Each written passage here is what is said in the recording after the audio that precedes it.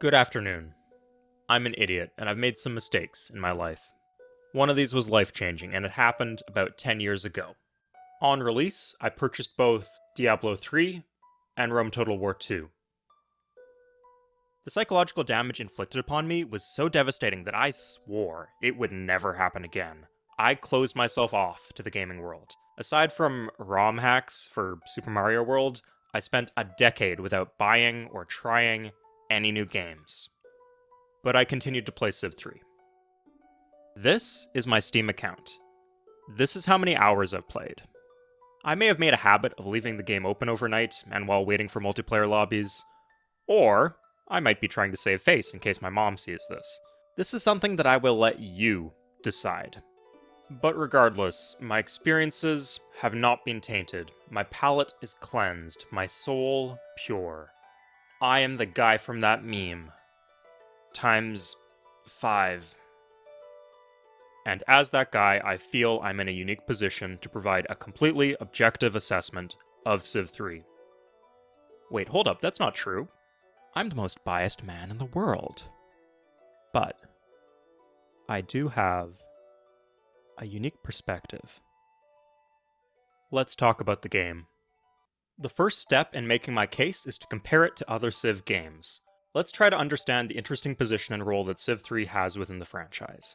The game builds directly upon Civ 2, and the similarities are too many to list, but the areas where things changed are interesting. Most people will point to the introduction of things like the worker, borders, and resources, and those things are huge, but the philosophy of the game also changes. Civ 2 was fundamentally characterized by pain. It has numerous unfriendly and punitive systems, but in exchange, it offers huge, splashy bonuses. Civ 3 removed many of the harsh or unforgiving mechanics, the most noticeable being food and shield-based unit maintenance and zone of control. But it kind of also had to be the fun police. No, you can't have a government that completely shuts off corruption. No, it's not healthy to buy an enemy's city every single turn along with every unit inside. And no, you actually have to build the wonder, you can't just dump 8 caravans into the city and call it a day. At least, that's what Civ 3 says. And there were also massive improvements to UI, speed of play, visual clarity, and sound design. But if you squint your eyes hard enough, a lot of the playstyles and patterns are quite similar between the two games. This is where Civ 4 comes in. Civilization as a franchise always had the option just to rest on its laurels. The hook of the game, where you could lead a tribe from the Stone Age to the Space Age, is so compelling that an entry in the series could contribute absolutely nothing, and it would still be a reasonably playable game. Thankfully, that's not the case. Every mainline game from the franchise has been excellent, and each of them have made significant changes. But still, a lot of the mass market appeal from the first 3 games in the series came from that hook. If Civ 3's job was replacing goofy and punitive mechanics, Civ 4's job was cleaning up a lot of the gameplay patterns that mass market audiences did not like. So that means stacks of doom, the focus on rapid expansion, cities close together, and combat that was seen as far too random. All of these were present in Civ 3, and most of these were present in Civ 1 and Civ 2. So, Civ 3 introduced a reasonable set of core gameplay mechanics. Civ 4 pushed to ensure that the reasonable set of mechanics also produced a set of play patterns that were seen as reasonable by the public. By all metrics, it succeeded. Rankings of the franchise overwhelmingly tend to rate Civ 4 as a high point in the series. By Civ 4, and especially Civ 5, they had also developed systems such that the game always has an excuse to give you good news each turn. In Civ 3, there are no great people points, no customized unit promotions, no religions to spread, no social or religious policies to pick, and no era score. Despite this, it took away a lot of the splashiness from the governments and the wonders that Civ 2 had. Civ 3 is, on many levels, the most plain, bare-bones entry in the franchise. So this is where the game sits. But what makes Civ 3 good? Well, for the longest time, I couldn't answer this question. I drink tea every morning. I can't tell you what makes tea good. It just gives me a warm feeling inside and lets me fantasize about a world where the British Empire wasn't so terrible. And Civ 3 lets me do the same thing, but having played a lot of Civ 2, 4, and 6 this year, I think I've finally sorted it out. I can tell you why it's good.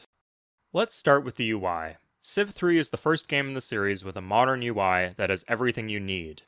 Movements are quick, with lots of buttons, shortcuts, and hotkeys, and the game gives plenty of information in an intuitive way. There's no menus like in Civ 2. Features like stack moves and rally points are improved or introduced here, making management of big empires less of a chore. And in principle, I do prefer hexes, but unit control with the numpad is easier here because the game still uses squares. The vision system here is exceptional too, and creates a lot of strategic depth. The only tarnish here would be the despotism penalty, which the user interface does not properly convey. Still, I'll add that the relative simplicity of the game makes the UI a lot cleaner. Compare city screens in Civ 6 versus Civ 3. One of the end results is that the game is fast. Single player or multiplayer, it's just not as much of a time commitment to play all the way through. The introduction of one city culture victories and diplomatic victories are great. They allow you to close out games where you've done the work to earn the victory with less grinding at the end. The graphics in Civ 3 are incredible too. Civ 4 marked a switch. Before that point, the art was stylized. Graphics were supposed to convey information and represent things. With Civ 4, graphics were supposed to be things. Take, for example, dyes in Civ 3, which are just beautiful. Here are dyes in Civ 4. Just a screenshot of the game, this is what you'll be staring at. Here are wines and incense. For one, I don't understand why every single AAA game nowadays has to be realistic, often at the cost of not being beautiful. Open pit mining is ugly, that's its definitive quality. I cannot imagine looking at this and looking at that and saying, yeah, we gotta go with the one on the left. But beyond that, there's a complete lack of visual clarity. This is night and day. In Civ 5 and 6, you can't tell what resources are on the tile, so you have to turn on these little resource icons. You can't tell what military unit you're looking at, so you have to have these little unit icons. And you can't tell what the tiles are, so you need tile yield icons. This applies even in strategic view. In Civ 3, the map was beautiful, free of clutter, and it was very clear what you were looking at just based on its art. So, an excellent UI, a simpler rule set, and incredible graphics and visual clarity. Put these three things together, and the best comparison to me would be a game like chess. Now, that being said, I'm not saying that Civ 3 has the same strategic depth. But the elegance and simplicity of chess's design, both in terms of rules and visuals, leads to experienced players having a rich and intuitive understanding of the chessboard.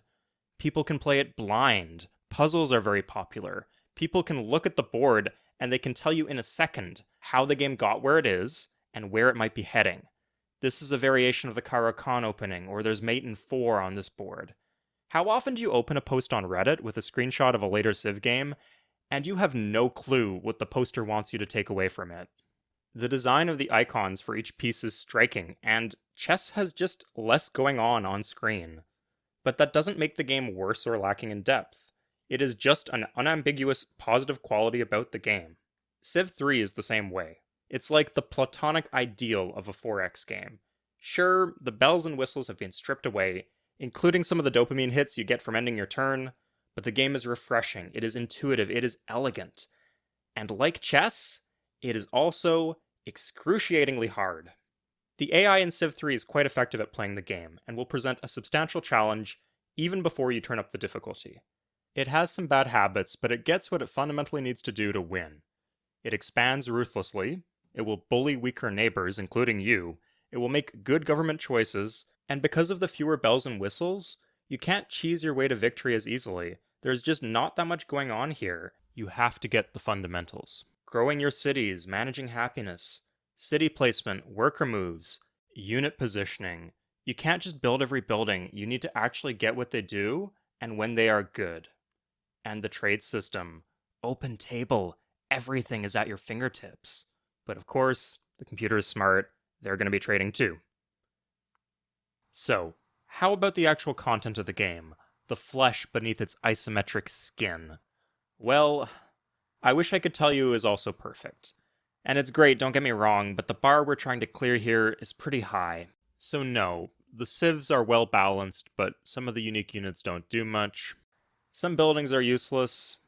There's not a ton of Civ 2 exploitable BS that you can abuse, but there is the Great Library, and it warps the game.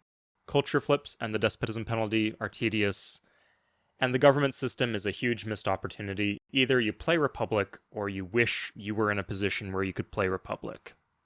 So that's where we end up. The fundamental systems underpinning the game experience are perfect. transcendent even. The game's clean, clear, wickedly challenging, and endlessly replayable due to great map generation, but it falls short when it comes to some individual mechanics and game content. However, this isn't where our story ends.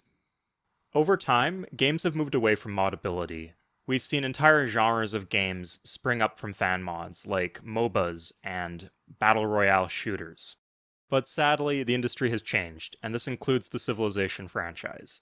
The games are hard-coded, and modding now requires access to proprietary software that presents a huge barrier to getting involved. But Civ 3 is not like this. A child could mod this game, and experienced coders are slowly chipping away at the boundaries and hard limits of the game engine. So issues with content do not matter. The content of the game can be changed very easily, chopped up and reassembled in a kaleidoscope of different ways. Some of them faithful to the pace and the feel of the original game, and some of them experimental or unhinged even.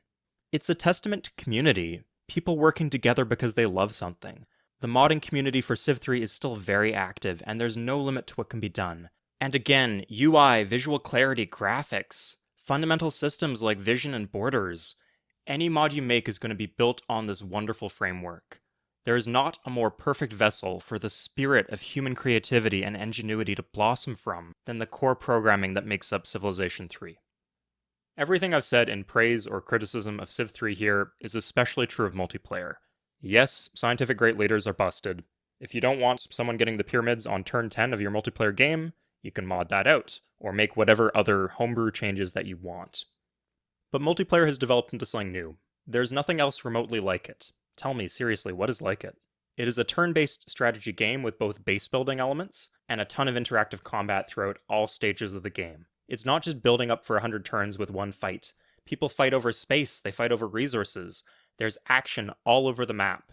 I know every Civ fan loves Canal Cities deep in their heart, so let me just show you some sick plays on screen. There are so many ways to be creative when you play Civ 3 multiplayer. And it's quick, because Civ 3 is quick. No quitter games for Civ 5, epic free-for-alls for Civ 6. These are very popular and they're very cool game modes, but they can last all day. Newer Civ 3 multiplayer mods last, on average, a little over an hour. The total time commitment is 2.5 hours. That is also, for the record, pretty similar to the length of a game of classical chess. And I don't think that's a coincidence. Humans were not meant to sit down and play for 7 hours straight. An epic multiplayer strategy game has to have tight pacing, and Civ 3 has it. Its multiplayer is the ultimate test of tactics and strategy. It is not a test of human endurance or bladder capacity. I'm sure you could make multiplayer mods for later Civ games that meet these criteria, but Civ 3 wins out because everything is built on that framework that's faster, easier to mod, and has better clarity. Alright, we're going to do a bonus round now. I will defend everything in Civ 3 that gets undue criticism. The first is lack of overflow. 80% of players don't care or won't notice, and for the other 20%, it's an optional piece of min-maxing that you can do. But specifically for production, no overflow is good. If there's overflow in production, then you're just going to build the best thing every time. But with no overflow, there's a variable factor relating to efficiency. Let's say the best thing for you to build is a galleon. It costs 25 shields. You have 20 shields per turn. You could just build it in 2 turns and waste 15 shields, or you could do something cheaper in 1 turn. Or maybe something more expensive that you typically wouldn't go for, like a Colosseum, you can do it in 2. It really opens up your builds, and a lot more things can be meta in certain situations. Next point, tech trading. I don't know why they took this out. It's fun as hell, and it forces you to interact with the diplomacy system seriously.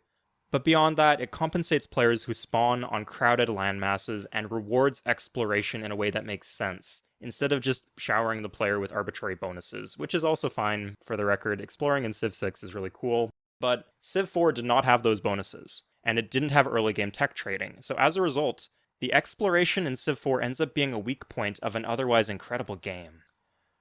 People say the combat has too much RNG. I could go either way on this one, but the uncertainty does make decision-making more complex.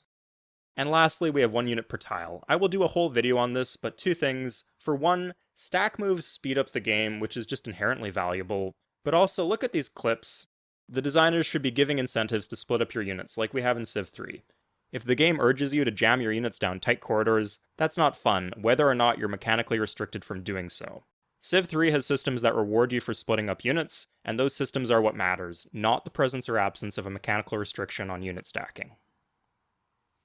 So, what are the candidates for humanity's greatest achievement? We've done a lot of great stuff, but I don't think there's much on this level.